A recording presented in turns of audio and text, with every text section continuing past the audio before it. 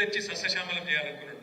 నేను ప్రామిస్ చెప్తున్న సిరిసిల్లకు వచ్చిన ప్రతిసారి నేను మొదలు చూసేది ఏంటంటే ఆ తంగలపల్లి వాక్ కింద నీళ్లు ఉన్నాయా లేవా అని చూస్తా. మన ప్రభుత్వం పోయినాక ఒక 6-7 నెలల పాటు మాత్రం చూస్తే బాధ అనిపించేది. వచ్చిపోయేటప్పుడల్లా ఎండిపోయినట్టు మళ్ళీ ఎప్పటి లెక్క ఎండిపోయి మొత్తం మళ్ళీ ఎడారి లెక్క వాగు బాగా చండాలంగా ఉంటుండే. కానీ మళ్ళొక్కసారి నీళ్ళు వచ్చినాయంటే కేసీఆర్ పుణ్యం, కాళేశ్వరం పుణ్యం, సిరిసిల్ల ప్రాంతంలో రాజన్న సిరిసిల్ల జిల్లాలో ఇవాళ నీళ్లు దుంకుతున్నాయంటే ఖచ్చితంగా గోదావరి జలాలు ఇక్కడ దాకా వచ్చినాయంటే అది కాళేశ్వరం పుణ్యం. కానీ ఆ కాళేశ్వరాన్ని కూడా ఎన్ని రకాలుగా బదనాం చేసినా మీకు ఆదుకున్నారు. కాళేశ్వరంలో 1,00,000 కోట్లు కొట్టుకుపోయినాయి. మేడిగడ్డలో పర్రె పడ్డది. పర్రె మేడిగడ్డ బారాజు పడలే, నీ పుర్రె పడ్డది. ఇలా పుర్రెలు సక్కగా లేవు. ఆ పర్రె పడ్డదని చెప్పి దానికి రాహుల్ గాంధీని తీసుకొచ్చి పర్రె చూడుర్రి దానికి ఫోటోలు కొట్టేది అంతర్జాతీయ ఏదో అయిపోయింది. ఏమైంది మరి? ఆడ భూకంపం వచ్చినా తట్టుకున్నది కదా, కాళేశ్వరం బారాజు తట్టుకోలేదా? మొన్న భూకంపం వచ్చింది అక్కడ మేడిగడ్డ కాడ, ములుగు జిల్లాల కింద సమ్మక్క సారక్క బ్యారేజ్ కాడ భూకంపం వస్తే కూడా 5.3 రిక్టర్ స్కేల్ మీద నమోదైతే కూడా ఏం కాలేదు. 28 లక్షల క్యూసెక్కుల వరద వస్తే కూడా మేడిగడ్డ బరాజ్ ఏం కాలేదు. నాకైతే ఒక అనుమానం ఉంది, పక్కా చెప్తున్నా, ఇదివరకు చెప్పినా మళ్ళీ చెప్తున్నా. ఆ రోజు కూడా ఏదో ఇల్లే చేసిర్రు అందరూ. ఆ రోజు కూడా ఖచ్చితంగా దాన్ని ఏమో చేసిర్రు. ఇలా కొంతమంది అక్కడోళ్ళు ఇక్కడోళ్ళు ఉన్నారు ఆ పార్టీలో. ఇప్పుడు కూడా ఎట్లన్నా చేసి కొట్టుకపోవాలని చూస్తాను. ఎట్లన్నా చేసి కొట్టుకపోవాలి, కేసీఆర్ చెడ్డ పేరు రావాలి.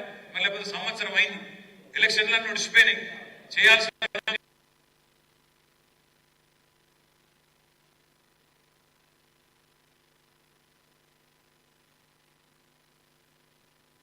వీళ్ళు మొత్తం చివరి పడి దాకా ఇవ్వచ్చు, ఎక్కడ కోదాడ దాకా ఇవ్వచ్చు కిందికి. కానీ ఆ పని చేస్తలేదు. ఎందుకు? వాళ్ళ భయం ఏందిరికేనా? కాళేశ్వరం రిపేర్ చేసినాం అనుకో, మేడిగడ్డ రిపేర్ చేసినాం అనుకో, ఏం చేయాల్సి వస్తుంది? యాసంగిలో కూడా మళ్ళీ 1.5 ఎకరాలకు మళ్ళీ పైసలు ఇవ్వాలి. ఎట్లా ఎగబెట్టాలి కదా, ఎగబెట్టాలని ఈ కథ చేస్తారు.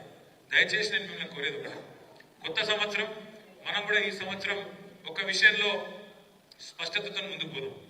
ఈ సంవత్సరం మనకు స్థానిక సంస్థల ఎన్నికల సంవత్సరం కాబోతా ఉన్నది.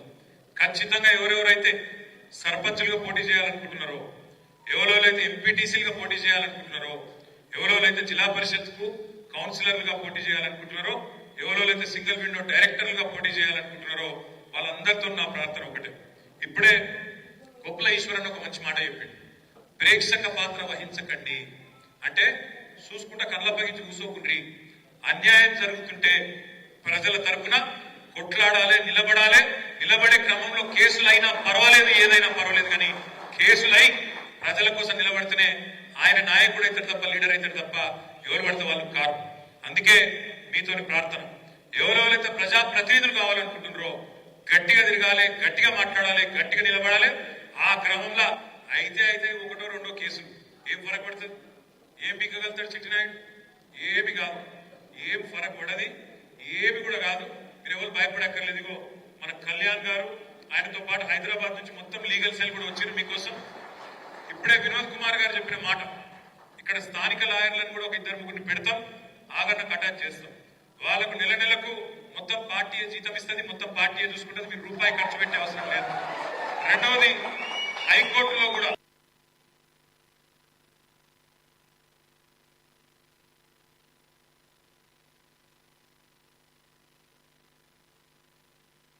దావా వేస్తాం, కొట్లాడతాం, అవసరమైతే సుప్రీంకోర్టు దాకా కూడా వాళ్ళని వదిలిపెట్టాలనే మాట కూడా నేను మీకు విజ్ఞప్తి చేస్తాను. దయచేసి మిమ్మల్ని కోరేది ఒకటే, మనము ఒక సంవత్సరం బ్రహ్మాండంగా ఎన్నికల్లో ఓడిపోయిన తర్వాత కూడా సంవత్సరం మీరు అందరూ కష్టపడ్డారు, ప్రతి ఊళ్ళో కష్టపడ్డారు, ప్రతి గల్లీలో కష్టపడ్డారు. కాబట్టి పార్టీ ఇవాళ ఒక్క పిలుపు మీద కలిసినందుకే ఇంతమంది మీటింగ్ కాదు, ఏం కాదు, ఇవాళ ఒక్క మాట మీదకెళ్ళి, ఒక మెసేజ్ మీదకెళ్ళి ఇంతమంది మా తమ్ముళ్ళు మా అన్నలు వచ్చారు.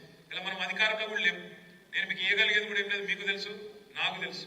అయినా ఇంత అభిమానంతో పార్టీ అంటే ఇంత ప్రేమతో కేసీఆర్ గారి మీద ఒక అనురాగంతో మీరు అందరూ వచ్చినారు.